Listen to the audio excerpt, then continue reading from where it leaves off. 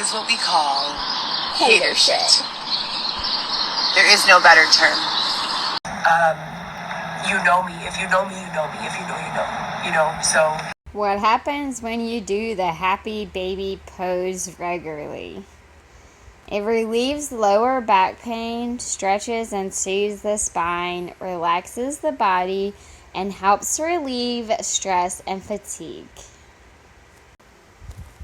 Oh my gosh, how big are you, little man? My goodness gracious, I'm just a big little boy now. Oh man. Oh gosh. I cannot imagine missing out on these moments. What the heck? Why? Okay, I'm sorry. I'm not hating, but why is Xavier, like, it looks like he's wearing some really Daisy Duke shorts. Look how high his, look at his hand, and you still can't see his shorts. He probably got those spandex booty tight shorts on. He said screw them leggings, he's wearing them tight shorts. Oh, I'm getting some hair. It looks like he has the same color of Heather's hair. Heather posts this little meme thing up that says, "A mother is always a mother. No matter how many times you break her heart, she never stops worrying about her children and never stops praying for them." It says a coworker died 2 days ago. HR is busy cleaning out her office and talk of posting for her position. Meanwhile, a family is grieving the loss of a beloved wife and mom.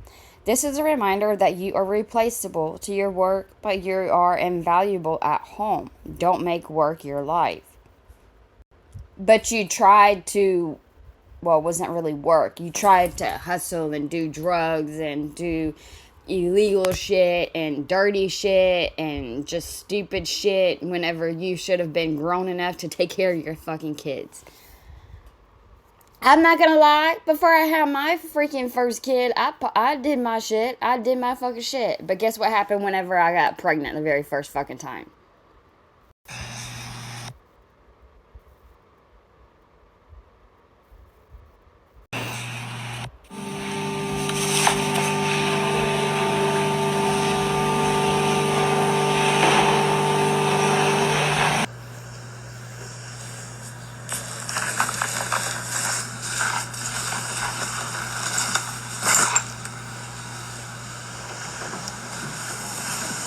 Let's get comfy on the bed.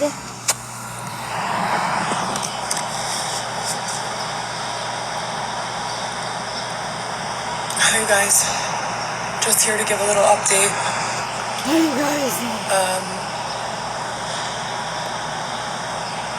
So I assume if you're here, you've been following for most of the time that I have been displaced from my home.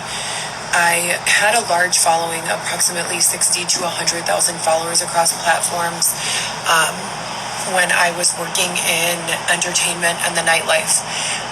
I closed those accounts and created new accounts after I changed my focus in 2020.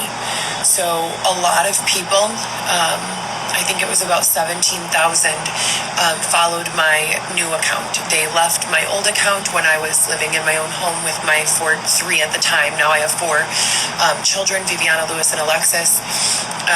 And they kind of followed me over to my new account, which was a personal blog. So I was no longer using my social media for entertainment or promotions. I began using my social media profiles for mostly business and personal blogging. I began a sort of service-based company called Heather the Helper, taking care of elderly, organizing, cleaning homes. I was selling a few products, things of that nature, and then I was always working on the creative side, which was GoPro Solo, which is more like the pain and suffering that I've experienced. It was the only outlet that I would have for expressing myself when I felt completely unheard. in other ways. And as I would be bullied or harmed or assaulted sexually or mentally or physically, I would take the pain and create some sort of campaign. You may have heard of the What's Your Impact campaign, which is basically just a conversation starter for people to say, what is your impact? How are you impacting the people around you? How are you impacting yourself, your life, your family? And this is kind of an anti-bullying campaign without the negative. So by asking people to question their impact, if they're bullying someone and you ask, what is your impact? There's no way that a person can honestly answer that question without acknowledging that they're being a negative, harmful, detrimental, abusive person. So it's kind of like a conversation starter to ask for accountability from others and kind of spark a sort of self-introspection that no one can force on a person. They can only, force on themselves. It's a question that requires ponderance and thoughtfulness and, self acknowledgement and self-judgment, so I felt like that was what I should continue to develop with GoPro Solo, and I still have that brand and that company, and I am still working on things with that, but my focus primarily now is on my newborn son and my 3 children. I'm not permitted to talk about the case with my children. With my son. My children are with their father. I have court-ordered primary joint custody of all 3 of my older children, and the baby, approximately 3 days after he was born, was taken from me because I was homeless, even though I have been calling housing assistance programs and the police and documenting on social media as well as other outlets for the past since 2020. So I can't get into details about that case, but if you are a human rights lawyer or a civil rights lawyer, please send me an email. I am eagerly seeking the assistance of a lawyer for this case. I have no history of drug or alcohol addiction. I have no criminal background, and I do have an extensive professional resume where I've worked at area hospitals. I've worked in Alexian Brothers Hospital, Northwestern Hospital. Then go back. I've worked in retail, I've worked in factories, I've worked in HR, I've worked in renewable energy sales, I've worked in other marketing firms, so I do have extensive experience. I am willing to work as I've been this entire time. I've been applying, I've been sending out my resumes by the hundreds regularly, and I'm quite truthfully exhausted of talking about it. 3 days after my son was born, when I was separated from him, I was accepted into a family shelter for myself, my newborn, and Xavier. And we went there, a place called Shield of Hope. We were there for 14 days, or maybe 20. I don't remember the exact amount of days. It's typically a 14-day stay while they wait to get you what they refer to as a permanent shelter, which is a 6-month shelter. And from the 6-month shelter, you go to an apartment or townhome that is subsidized. I signed a bunch of paperwork for Section 8, but I can't find my application when I look for it online or when I call. And we were in receipt of direct instruction from multiple people that we just had to sit here and wait. Even after we got to the shelter that I'm in now, we've been here approximately 4 months. They told us that we had nothing further to do, that we made it in, that once we were in, we were in. No one was going to put us back outside or harm us in any way.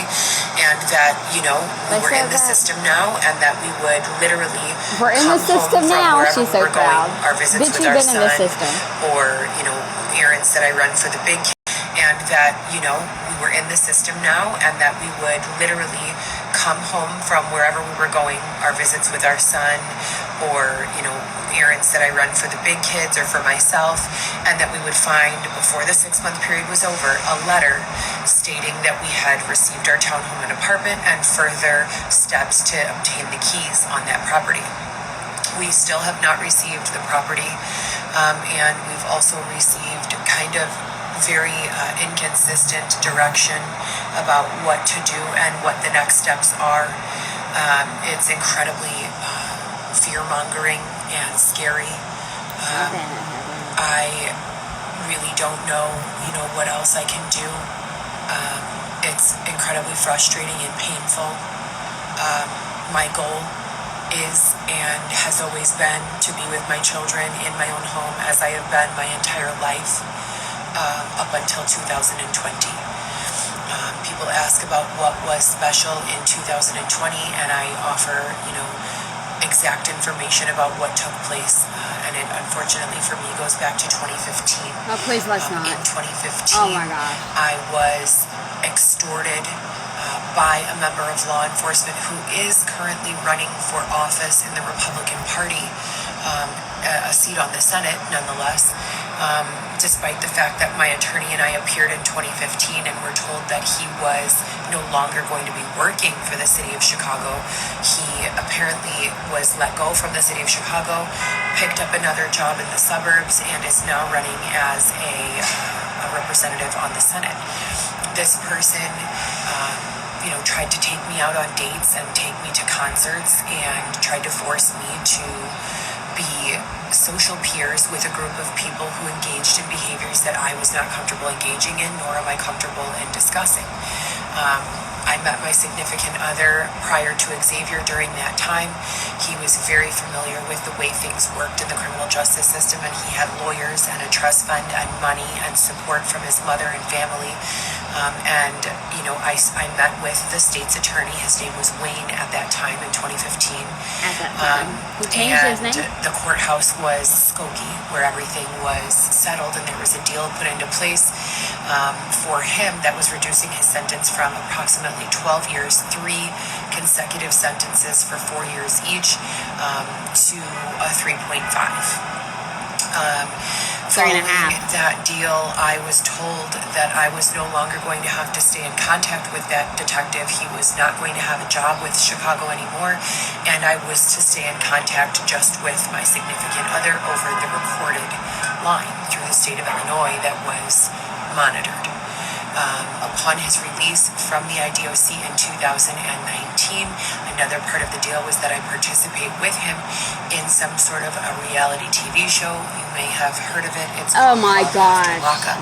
I very reluctantly agreed. I did not want to do the show. I at first was very excited because it's a reality show, and I thought for my career in entertainment it would be incredibly beneficial to get our brand out there. We were working in many different arenas at the time. We were doing content sales, we were doing staffing, we were doing promotions and activations. Y'all were doing glamour and nasty. We were all over the place with our involvement, fitness involvement, renewable energy involvement, basically any and all opportunities that we could get our hands on, we were taking.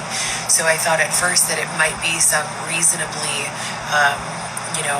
devised plan to help us and to get us ahead in life, that we were being rewarded for everything that we were quite literally extorted into being a part of.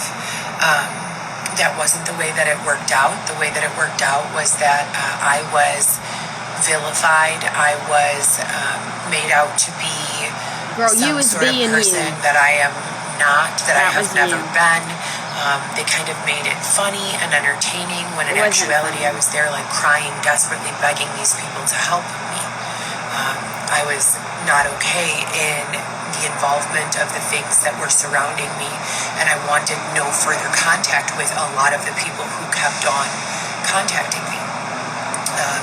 The producers knew very, very explicit details of what was taking place, and I was under the impression that all I needed to do was continue doing the next step, and that very soon everything would be normal.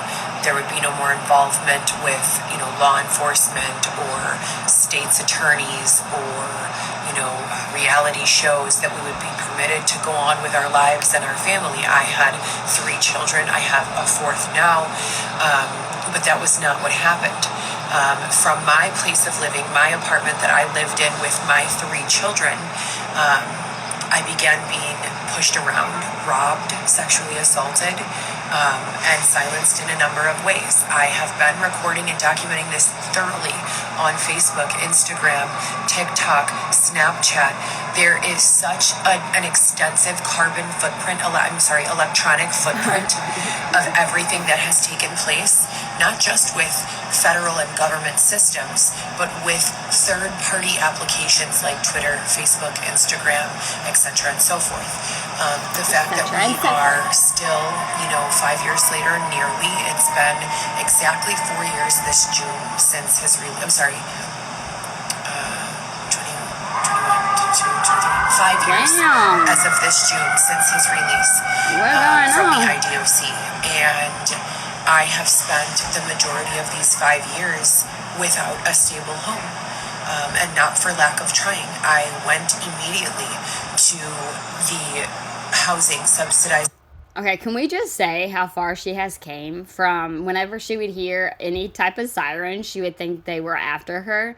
And then now she hears them and they're so loud and they bother everyone else besides her. She just, because she's so used to it. Like, it's funny how they were after you and coming for you and they were stalking you. And then now you don't even pay them much mind. It just happens so much to you, Heather. They finally caught up with you. Housing, shelter facilities, and 311, and domestic abuse resources, and Catholic charities. And I began immediately, as soon as all of this began, giving them all of my information. Following the reality show, and I guess he signed a contract that he knew he had premeditated information that they were planning to scapegoat me in the reality show, and he was going to break up with me. He shot a scene on the reality show without me while I was at home with the kids, making it seem as though he already had broken up with me, but he was still living with me, and we were not broken up. We were very much together. We remained together through November or December of 2019, so 5 or 6 months. I finally moved out in January after calling the parole office and saying this person is beating me up. He's bringing guns and drugs into the home. I need help. I don't know what to do. I can't get away. He has all of our money in a joint account. He says he'll give me the money to move out, but then he never does. He says, girl, that's a personal problem. Did you seriously call someone and tell them that? That's something you have to handle on your own. Like, that's so weird to me that she would actually call someone and be like, y'all aren't married, first of all, and even if you were, you would have to go to court. What are you talking about? Figure your shit out and bounce. That's why she seems entitled to me too, because like little stuff like that, she thinks that people are supposed to come to her rescue. It's like, girl, those are just life problems that you're gonna have to deal with. This week I'll give it to you, I'll give it to you next week, I'll give it to you the week after, and he never does. When I would attempt to go to law enforcement, he would disconnect the starter in my car so that I could not get in my vehicle and drive away. I got on the train and went to the courthouse to file EOP. He heard me on my AirPod.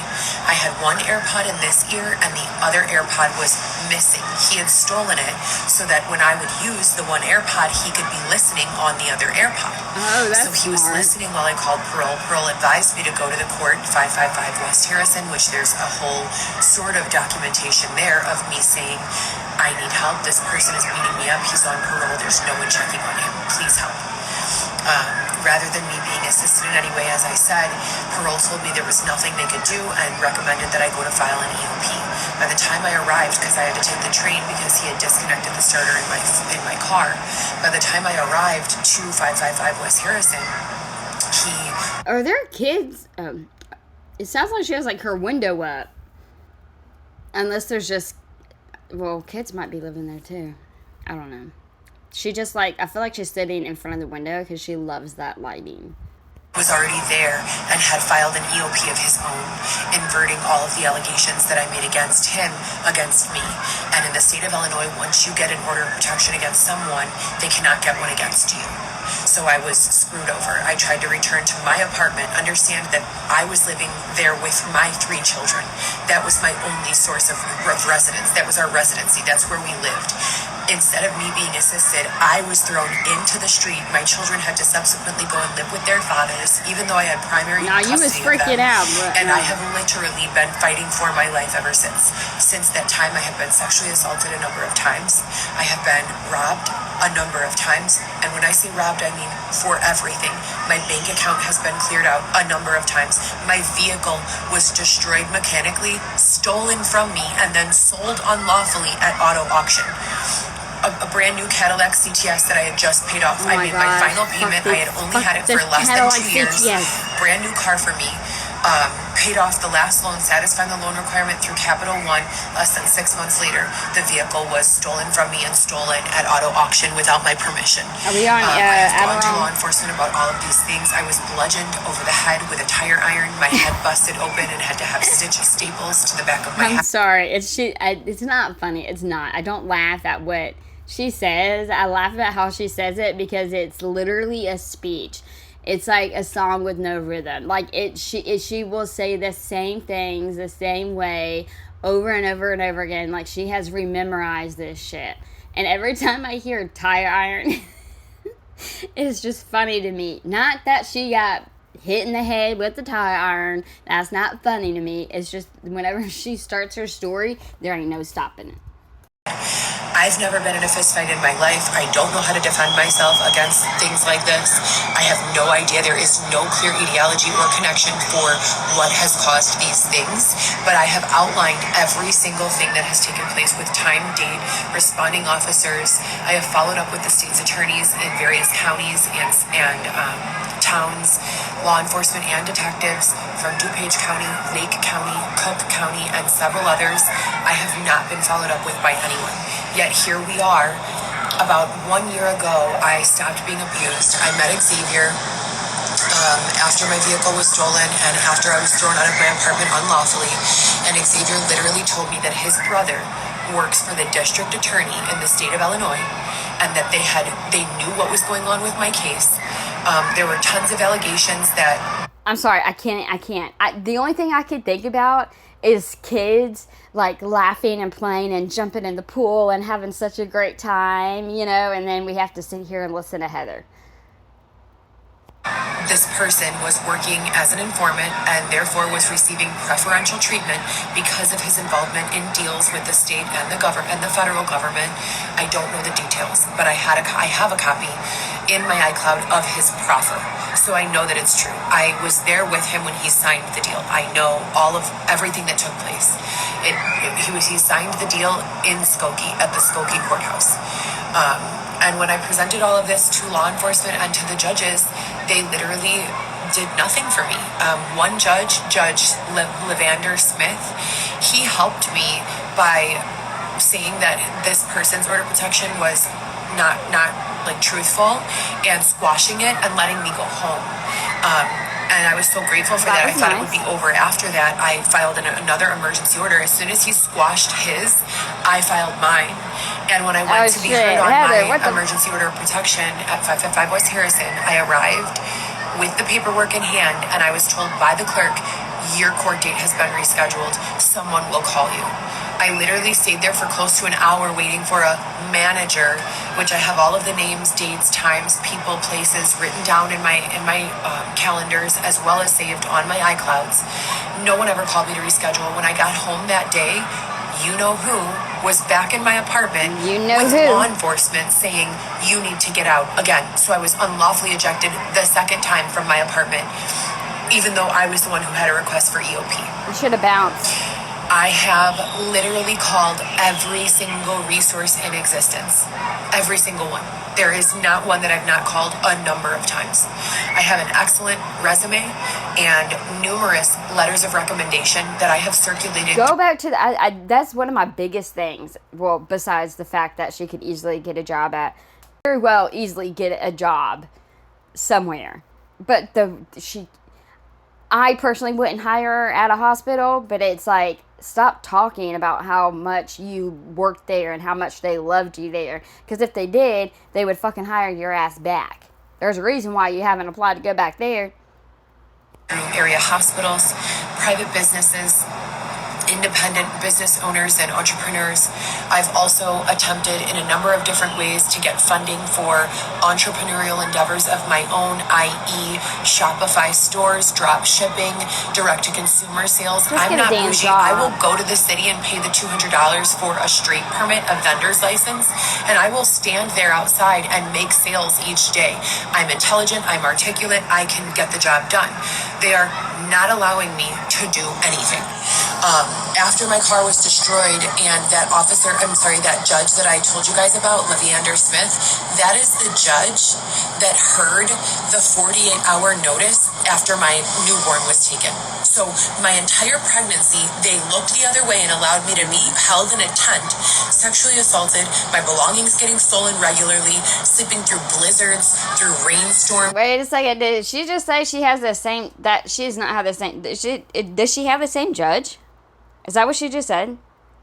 We were out there all winter. We were literally out there all winter, and I was on bed rest from 28 weeks to 40.4. So that means I started to go into premature labor at 28 weeks. Literally.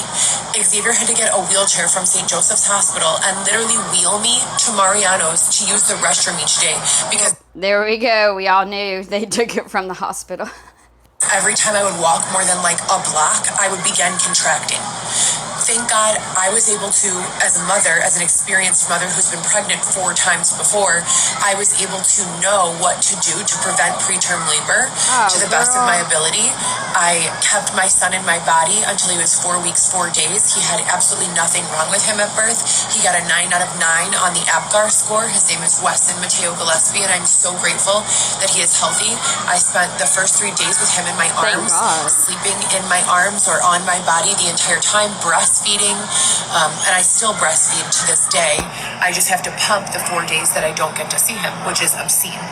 Now, you don't think it's weird that the same judge that allowed me to go back home and squashed the original order of protection that you know who got, that was frivolous and a lie, I showed him the videotape and I said, here is a video of so-and-so admitting to beating me up.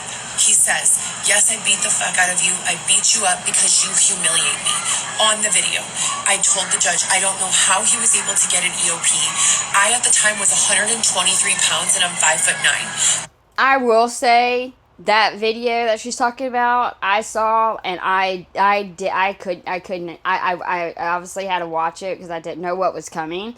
But it's not something that I would want to I would want to continue watching. And yes, it sounds just fucking like Dylan to me, and you could tell it's her as well. But that was uncalled for. What happened before, I have no idea. Maybe she was going off, but no one. I mean, I think everyone knows I don't give a shit about Dylan. I don't like him. I don't think he's no good to any women out there at all. This man was huge muscles, 6'2" or 3". There's no way in a fight that I would win. He's like a professional ninja. He does boxing, he does karate, he does like, what's that stuff called where they like jump around and like suspend their body weight just from their hands? Like parkour, he does all of that. I am not like that. Like, I'm a regular mom. I was skinny and tiny. The same judge who squashed his frivolous request for EOP and let me go home on Christmas Eve, is the judge who then heard the emergency 48-hour request to keep my newborn from me. What are the chances of that? You know, and I brought with me all of the proof that said, you know, everything was fine and that I had been seeing it's fine. You know, my doctor and following up regularly and all of that, and he still diverted the case. And then the judge that took over the case said, if I discuss details of the case and what's going on in court, that I will be held in contempt. So the only Then yet here you are telling us who the judge is, and you telling us everything, girl. Just be quiet. I mean, you can keep talking and get yourself in trouble. I'm not being permitted to earn my own income. I'm being held in a shelter that may or may not be closing in the next few weeks. And I'm not being permitted to work or make money. So how would I get a lawyer other than to go to social media and describe what's going on? So I can only say that my son is not with me. I cannot say that where he is is or what's going on with that, which I think is a clear violation of my constitutional right to free speech. And not only that, but to parent my child and to explain what's going on in a group setting for the purpose of crowdsourcing and crowdfunding. I need money. If I'm going to hire a lawyer to protect me and to protect my child, I need money to do so. And I'm not being permitted to discuss the details on any of my social platforms or anywhere. So we're 4 months in. My son is 18, will be 18 weeks old on Monday. I have complied with every single service that they've ordered. They've ordered a whole bunch of things for me that I do not need. I do not have any history of drug addiction or alcohol addiction at all, ever, never in my life, yet I have to comply with that. I don't have any history of being abusive towards anyone, an elder or a child. I have 7 investigated and closed not guilty cases to the Department of Child and Family Services that have been registered with the state central registrar as harassment. Yet I'm still fighting for my innocence. I have been investigated 7 times. Every single time, each individual investigator closes the case and says, she's not doing anything. It is filed with the state central registrar that I'm not doing anything wrong. How do I not have any rights in this matter? How do I not have any advocacy in this matter? So we're here in this shelter going on month 4.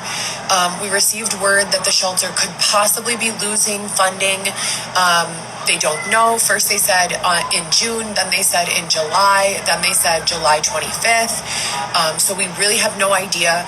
All of the resources that they've provided us to call, we were told when we first got here that we needed to do nothing other than wait to receive a letter on our bed that gives us our apartment.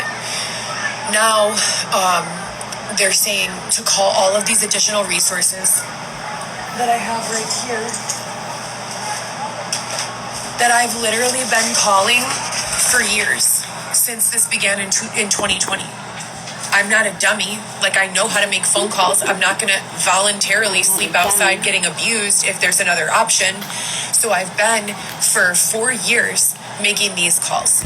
My older children are now understand this. My children have lived with me their entire lives. My oldest daughter is 17.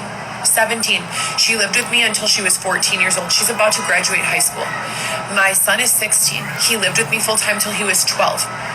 My youngest daughter is about to be 11 years old in September and has lived with me her entire life up until 2020. All 3 of my children live together. They're siblings. So all 3 children and I lived together from the moment of their birth in 2006 all the way till 2020. 2020 comes around, my children are separated, have to go with various family members. They're all in therapy. They have no understanding of what caused it, nor do I. Because of you. No understanding at all whatsoever. My children are confused as to where their mother is. I call them every single day and let them know what's going on to the best of my ability. But I, as a 37-year-old woman, have no logical understanding of what has taken place. None. I have complied with law enforcement every single time they've asked me to. I have complied with the state's attorney for the state of Illinois every single time they've asked me to. Every single person who has approached me since this period of displacement has presented either a badge or a job opportunity or said that they were a representative for, as Xavier did, the district attorney for the state of Illinois, and his brother is a district attorney official. I researched it. I'm not just going to go with anyone, you know? So none of this is making sense, and I really am truly begging for some sort of advocacy now. I am exhausted. I spent a year in a tent. Prior to that, I lived in my vehicle before it was stolen and defaced.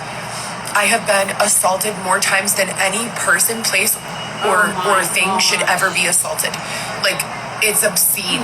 People who live in the hood with high crime rates don't get assaulted as many times as I've been assaulted. And I grew up in the West Burbs and live in, like, some of the richest zip codes. What is going on? How is this accidental? I was not blessed with a trust fund. Neither was I was put out of my home and abandoned in a third world country at the age of 14 years old. I came back home terrified of everyone and everything. At 17 years old, I aged out of the system and I worked at Quiznos Subs to get myself my very own apartment with 3 roommates. After Quiznos Subs, I got a full-time job waiting tables at the Highview restaurant in Villa Park, Illinois, and got my very own studio apartment.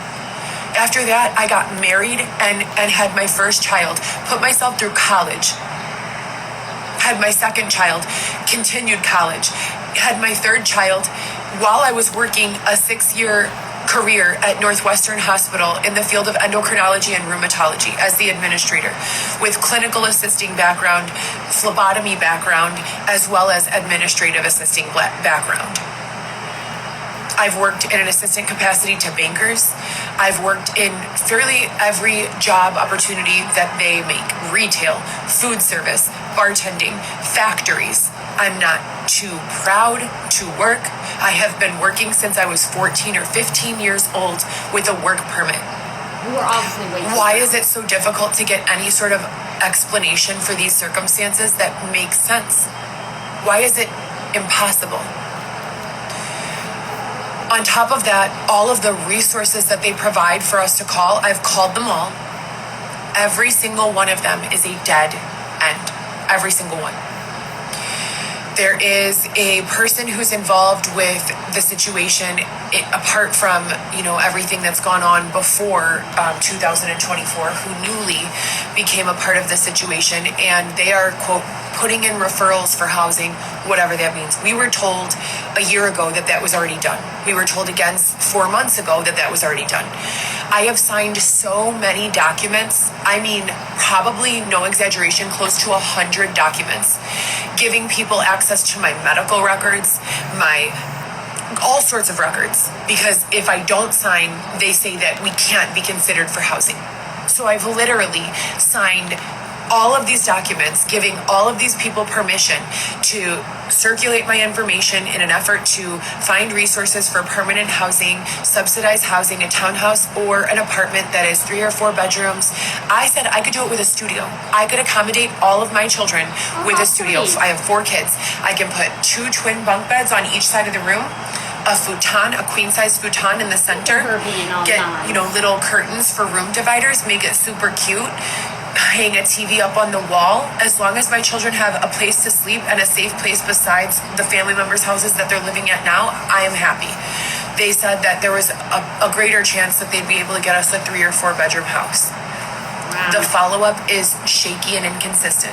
My anxiety because of the housing issues is through the roof. Through the roof. Every single time that there is some sort of opportunity presented, and I'm not saying presented like Heather's just sitting around doing nothing and then someone knocks on the door and says, here you go. I have worked incredibly hard. Everything that I ever had, I worked for. No one just gifted me anything. No, I was not a sugar baby. There was no rich men buying me my vehicle or my clothing, none of that. I paid for every single thing that I had. Every single thing that my children had. I never collected child support. I worked and I paid for every single thing by myself. So to be in this situation now at 37 years old, after I have given explicit and extensive video documentation about every single thing that has taken place over and over and over and over and over again, and to this day, there is no, hey Heather, we hear you. Hey Heather, we're helping. Hey Heather, everything's gonna be okay. Hey Heather, this is what took place and why. I think that at the very least, after everything that I have been through, I deserve that. Some sort of acknowledgement, explanation. Dare I say it, an apology? Yeah. I am praying every day. I have gone to church every week since we've been in housing. I have to take random drug tests that I always pass. I've never had a drug addiction. I have the same physician for more than 10 years. He's already provided everyone involved with the situation a legal explanation in writing with his signature saying there's nothing wrong with this girl. She had PTSD as a teenager. I've seen her for the PTSD. She has a history of ADHD. She's always taking care of her own children. She's always come into my... If it's a history of ADHD, then why would you still be taking your Adderall constantly, Heather? And again, huffy. office and communicated her needs articulately. She's never, been treated for or tested positive for any sort of substance abuse. When you take a medication that's a controlled substance, you have to go into the office every single month. So for 10 years nearly, I've been seeing this physician and his group of practitioners for 10 to 12 times a year. That's not including any time I went in because of a cold or feeling sick or because I needed an ultrasound. That's not including all of the telephone conversation and back and forth with emails and referrals and things of that nature. If anyone knows me, if anyone's testimony should be considered and taken seriously, it's this person's. Yet here we sit. I've already submitted that. I submitted that when my son was 3 days old, and I'm still separated from him, and I'm not allowed to talk about the details. How am I supposed to get funding? How am I supposed to raise money? How am I supposed to stabilize my life if I am not being permitted to discuss what is going on? You did not tell us. If I have sent out thousands of resumes with very little response, and I have a solid work history, as I said, numerous letters of recommendation. Numerous. If you're wondering, you can go right here to the bio section of the highlights. You'll see right there in the bio section of the highlights, I've posted multiple letters of recommendation. I've posted my resume. I've posted everything. Everything is there. I've been open, honest, transparent, articulate, a good communicator, compliant.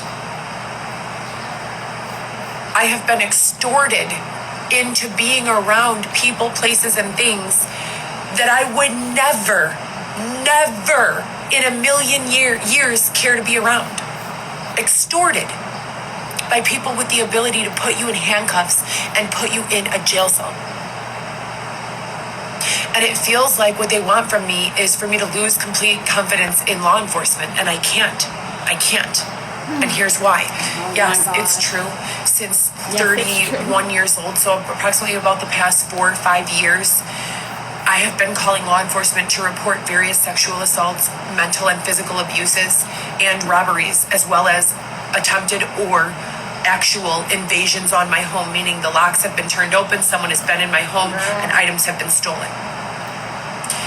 I have not been followed up with by any detective about any of this. There was a detective, James Cleese, who I was emailing back and forth with, who I met with in person in 2018, and his email box is full.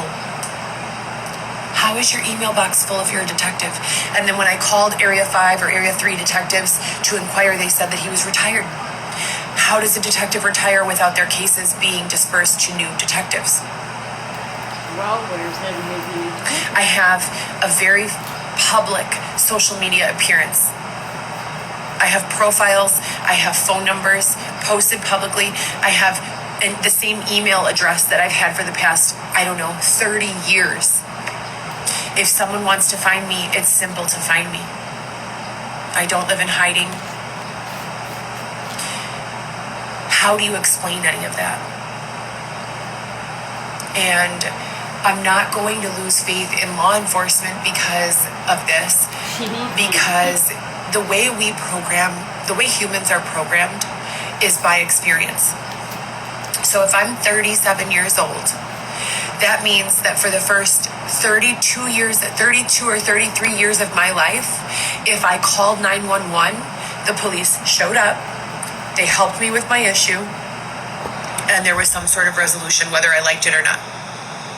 So I have 33 years of enforcing that the police are good, and that if you are victimized in some way, I swear, you, whatever fits your narrative, because just the other day, you was not saying this about no police officers.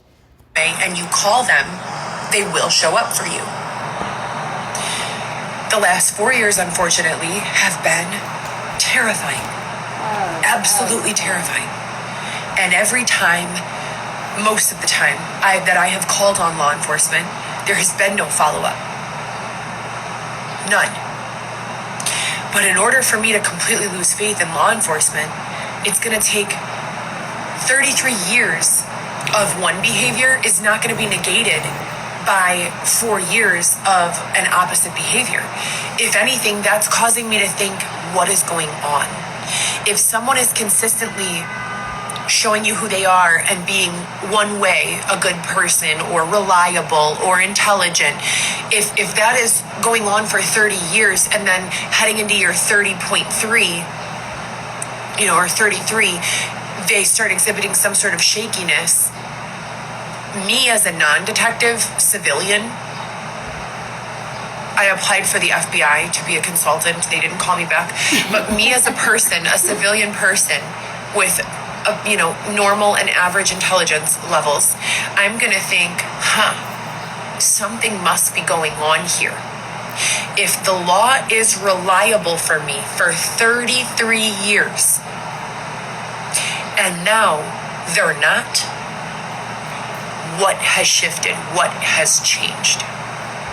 There must be something, there must be more to this situation that I can't see, that I can't understand, that I can't hear. And so my hope is that if I just continue to pray, go to church when I can. I go every week. I've gone every week for the past, 15 weeks now. Pray. Focus on, what I can control, which is staying in contact with all 3 of my big kids, playing Roblox, connecting with my kids however I can via video chat, ordering them food and groceries through Amazon to be delivered to their home every month. I talk to them 2 or 3 times a day, every day. I'm always texting them, being as active and available to my children as I possibly can from the internet, from FaceTime video, from Google, whatever, from Snap, from Insta, from Roblox, from whatever technology is available to help me keep that relationship strong and let them know that I might not be there sitting right next to them, but I'm here for them in any way that I can be. And I will always. Going to these services that I'm being, I say forced. People say you're not forced because you always have a choice. But for me, if you are threatening to not allow me to have my children, there is no choice. I'm going to do whatever you ask me to do. And I think that's true for most parents.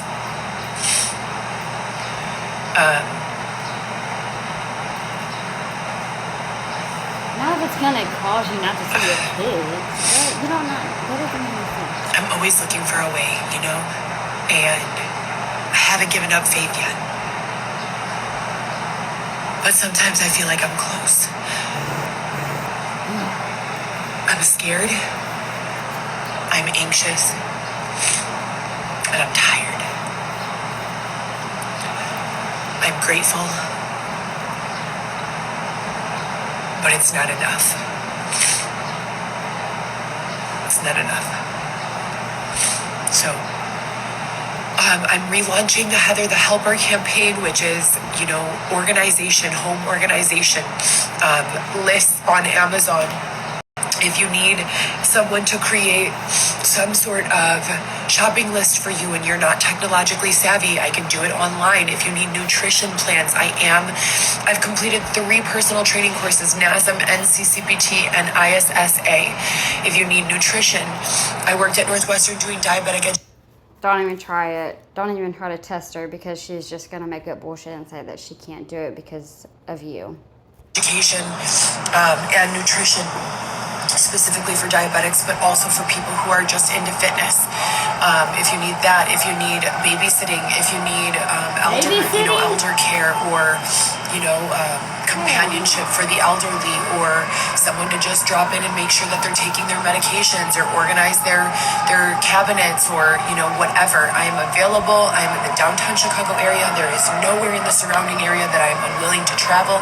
If a train or a bus goes there, I will go there. I will clean garages. I will clean basements. If you have, a bunch of clothing or items that you want to get rid of, I will sell them on eBay or Mercari or Poshmark for you. Whatever I can do. I have my older daughter and my younger daughter, the 10 and the 17-year-old, have birthdays in the next 2 months. One is turning 18, one is turning 11, and I need to get them birthday gifts. I have an urgent need for underwear, for socks, for bras. I have only 3 nursing bras to my name.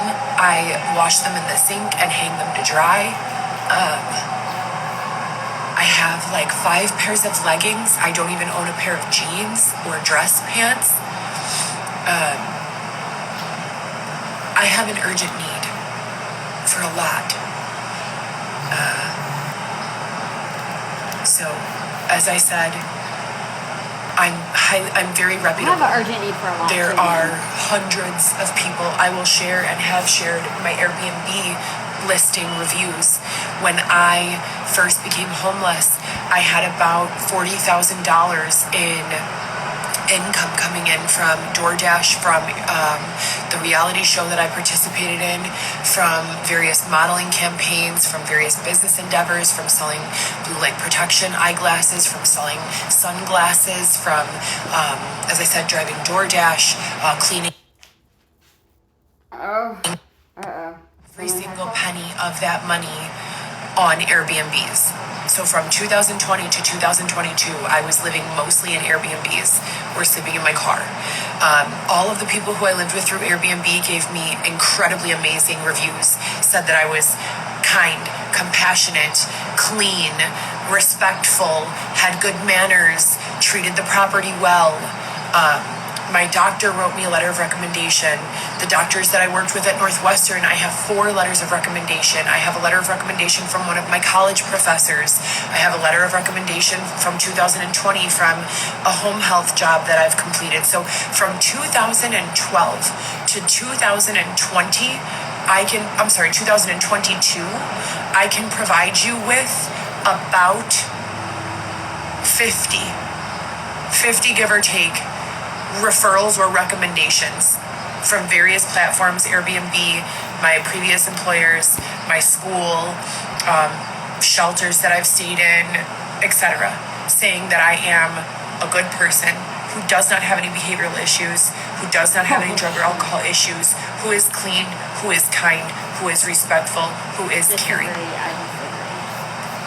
If that's something that you're looking for in order to extend opportunity or offer assistance in any way, please let me know. My Cash App, I had to close because randomly, after close to a year of not being in receipt of any sort of harassment anymore, so I was under the impression that now that we're, in court, that the harassment has stopped, that the police have gotten control over this, that, the situation is no longer a situation. Prior to the situation going to court, as recently as a week postpartum, I went into the 900 North building to use the nursing station and pump my breast because, as I said, I breastfeed my son 3 days a week and I pump the other 4 days. The next day I went to use that facility and there was a photo of me pumping and a bunch of just rude, nasty, harassing commentary printed and posted on the inside of the door. I called law enforcement. I asked them to help me. They said, if you don't know who it is, there's nothing we... Dude, did that seriously happen? Like, it wouldn't surprise me with some crazy-ass people, but that's crazy. ...can do. Do I believe that? I try not to. I try to firmly believe that law enforcement is investigating despite what they've told me they are or are not doing. There is so much of an electronic footprint. There is so much proof. I went live during one of the attempted home invasions in 2020. You could see the person jiggling the doorknob and trying to open the window on Facebook. whether it's deleted, it's not deleted, but whether some third party tried to hack in and delete it or not, electronic footprints, they never disappear. Ever. Never, ever. Every single time something is posted to the internet, it gets its own IP address. Every time. So whether it's there's a program called Time Machine, and you can literally restore any website in existence to a previous date and time, and anything that's been deleted from it will appear. I don't make the technology. I'm just letting you know. The proof is all there. And if law enforcement, is doing their jobs in any way, then they have to be investigating, regardless of what they tell me on the phone. So, long story short, I need money. I need a job. I need housing. We are waiting for our letter from the next place that we're supposed to go. We were told that if this place closes before we get our housing letter, which all the people that I've spoken with have said the exact same thing. Everyone who's been placed has said the exact same thing. It's 6 months in this shelter, and then from here, you go to your permanent apartment or house. I'm sorry, why the hell is she wearing one arm in a sleeve and the other one's completely out? The people at the courthouse have said that. The people at the housing facilities have said that. The people here have said that. I have not given up, but I am incredibly anxious, as I shared. I just need stability. I need stability so that I can be, a pillar of support, hope, strength, etc. for my children, my family, my following, my supporters, my advocates, myself.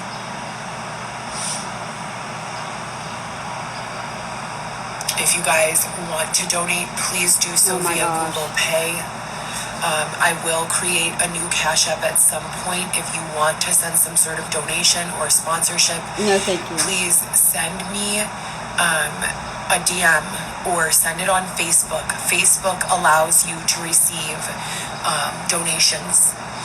Please send them through Facebook or Instagram as soon as you possibly can. And if you have anything more long-term or permanent, like, a job and housing where I can just disappear from this abuse, this 5 years of abuse. Why she sound all congested and shit all of a sudden? 7, if you go all the way back to, 9, if you go all the way back to 2015, when I was told by an officer of the law that if I did not comply with him, my children would be taken. And I came into that situation with no criminal record, none at all whatsoever. If you can help in any way, please, please, please do so. If you're a lawyer, please email me. Please. I will set up a day with you any day, any time, any location to discuss the case. I have an obscene amount of proof. If you are just a random person and you're bothered by the fact that all of my human rights have been violated in a number of ways, please consider getting into this with me. Please consider being an advocate, because I guarantee you, if any one of you had gone through what I have been going through, you would be desperate for assistance. I promise you. I'm living in a country where we don't allow sexual assault. I'm living in a country where we don't allow stalking, libel, slander, where we don't allow women to get their heads split open with a tire iron. I'm living in a country where we have free speech and rights. Oh, man. Please reach out if you guys can help. Please.